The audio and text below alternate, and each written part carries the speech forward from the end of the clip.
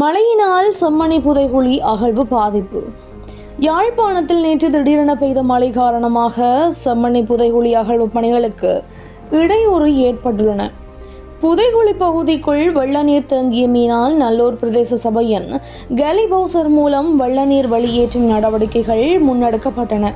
செம்மணி மனித புதைகுழியின் 3ஆம் கட்ட அகழ்வு பணியின் 11ஆம் நாள் அகழ்வு பணிகள் நேற்று காலை ஆரம்பமானது. அகழ்வு பணிகள் நடைபெற்று வந்த நிலையில் செம்மணி பகுதியில் திடீரென மதியம் மழை பொழிந்தமையினால் அகழ்வு பணிகளுக்கு இடையூறு ஏற்பட்டன. அத்துடன் புதைகுழி பகுதிக்குள் வெள்ள நீரும் தேங்க தொடங்கியது. அதனை அடுத்து நல்லூர் பிரதேச சபையின் கலிபவுசர்களை அழைத்து அவற்றின் மூலம் வெள்ள நீர் வெளியேற்றப்பட்டன. இந்நிலையில் இன்றைய அகழ்வு பணிகளின் போது ஒரு எண்புக்கூடு அடையாளம் காணப்பட்டுள்ள நிலையில் ஏற்கனவே அடையாளம் காணப்பட்ட எண்புக்கூடுகளில் 2 எண்புக்கூடுகள் அகழ்ந்து எடுக்கப்பட்டுள்ளன.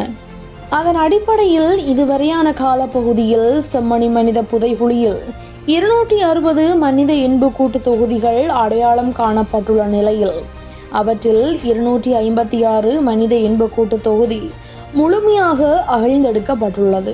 இதேவேளை இன்று 12ஆம் நாள் அகழ்வு பணிகள் அரை நாள் மேற்கொள்ள தீர்மானிக்கப்பட்டுள்ளதாகவும் அதற்கு இடையில் மழை குறுக்கிட்டால் நீதிமன்ற அனுமதியுடன் அகழ்வு பணிகளை தற்காலிகமாக இடைநிறுத்தி ஓரிரு கிழமைகளின் பின்னர் நீதிமன்ற குறிப்பிடும் நாளொன்றில் மீள ஆரம்பிக்க உத்தேசித்துள்ளதாக சட்டத்தரணி VS நிரஞ்சன் தெரிவித்துள்ளார்.